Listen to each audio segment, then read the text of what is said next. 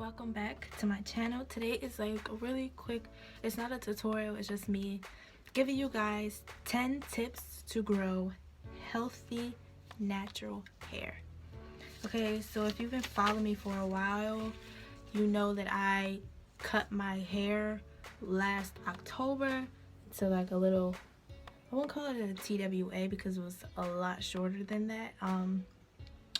It was very short. I'm really surprised that my hair has grown so much in the last year, but I feel as though these 10 steps that I have put towards my hair and my hair growth has helped that so much. So one, which is a major key I talk about all the time, is deep conditioning. I do it once a week, especially since my hair is color treated now. I always do this. It's a major key for retaining moisture. I usually do my deep conditionings, like say I do like a wash and go, or I do a style that has a lot of gel, especially like around my edges. I would do one. Number two is scalp massaging. Scalp massaging stimulates hair growth. You can use any type of oil you want: tea tree oil, jojoba oil, coconut oil, avocado, all those fancy names that I'll be seeing everywhere. That will help. Try to make that a part of like your nightly routine before you go to bed. Like before you wrap your hair, just throw some oil on your hands and just rub it in your scalp for a few minutes. Number three, which is like a whole big thing in the natural hair community, is avoiding heat. Avoiding heat is like, I wouldn't say the easiest thing, because I mainly use heat when I want to dry my styles, like twist out, braid outs. If I don't want to leave it in for a few days, I usually just throw in my bonnet dryer. But I'm avoiding heat again. I just previously took a break after 2 months of no heat, just to, see where my hair was at. But and avoiding heat lowers your risk of heat damage, of course. Number four, protective styling. I mean, that should just automatically like be self-explanatory, I guess. It gives your hair a much needed break to just grow, because one thing natural hair does like is just to be left alone, like. And that brings me on to number five, low manipulation styling. Twists, braids, low puffs, wigs, all that.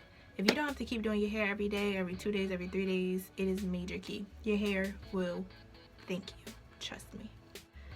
Number six, avoiding products that contain sulfates. If you don't know, sulfates is like the stuff that's in like shampoos and other styling products that can strip your hair of its moisture.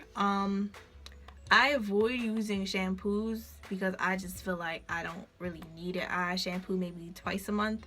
I throw in my other little tips in there, which I will explain later. But avoiding sulfates and stuff is definitely a major key, of course. Some lines that I use that I know doesn't have sulfates is the Cantu cleansing shampoo and conditioner. Bomb if you are on a budget. If you want to splurge a little bit, I advise you to check out Shea Moisture's lines. Any of their products, all of them are bomb. And as I am natural, their line is very good too. I love their co-wash. It's like my go-to. I actually just stole my mom's because I ran out. Number seven, when I talked about me not using shampoos, I incorporated another little tip, I guess, into cleansing my hair without using shampoo, and it's the ACV rinse, the apple cider vinegar rinse. I just recently started doing this about 2 months ago, and I do it once a month at the end of the month after I get through all my styling. It removes all the buildup from my twist outs and braid outs and slick backs and all that I'd be doing. And I just take 1 cup of water. No, 3 cups of 3 tea. I take 3 tea. I keep messing up. I take 3 tablespoons of apple cider vinegar for every 1 cup of water. Mix it up, spray it on my scalp, and I just massage it. Sometimes you can add oil if you want to. I haven't added oil to my apple cider vinegar rinses yet, but I have seen videos of people using oil, and I don't know. I don't know, but yeah. Number 8, trimming your ends. Of course, that's like a known fact anyway, because you don't want to have dead ends that can stunt your growth, and making sure you only trim your ends when it's needed. I know you always hear that trim your ends every 6 months, but like, if your hair doesn't need to be trimmed, I suggest don't trim it. I mean, it's whatever. And if you are transitioning and like you're like right there where you should just big chop it or just trim it off, do it. Like, it's no point of keeping this much dead ends or permed hair when the rest of it is natural. I mean, it'll grow back. I mean, once you go natural, your hair flourishes like magic.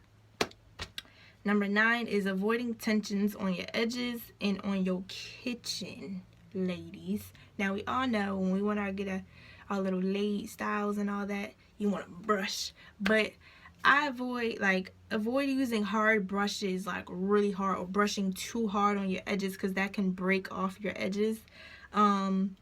Avoid braiding your hair too tight if you're doing braid outs, because that can cause tension, and that will eventually break off your edges too, and your kitchen.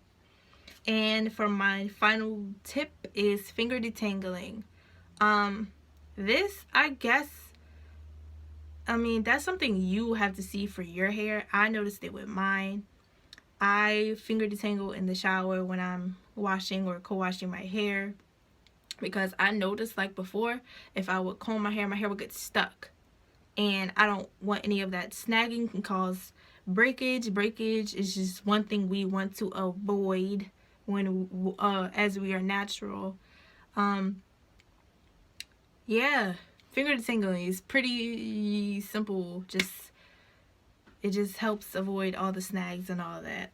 I guess that's all my 10 steps is deep conditioning, scalp massaging, avoiding heat, protective styling, giving your hair a break, low manipulation, avoiding products with sulfates, your monthly apple cider vinegar rinse, trimming when necessary, avoiding tension on your edges in your kitchens, and finger detangling. I hope these tips really do help you with retaining length and just bringing your hair back to health. Also, with those deep conditionings, you can bring in like a little protein treatment. Who has good protein treatments? It's a company, I don't know if it's Henna and Placenta, but the packs I use always say Henna and Placenta, and I incorporate that like every 2 or 3 months if I feel like my hair needs it. Like, I recently just did one last week for the first time in a few months, but yeah, that's another little bonus tip. But like I was saying, I hope this video helps you. If you have any other questions, leave a comment below or DM me on Instagram at mynaturalapril. I will always respond. Yeah, that's about it. See you next time.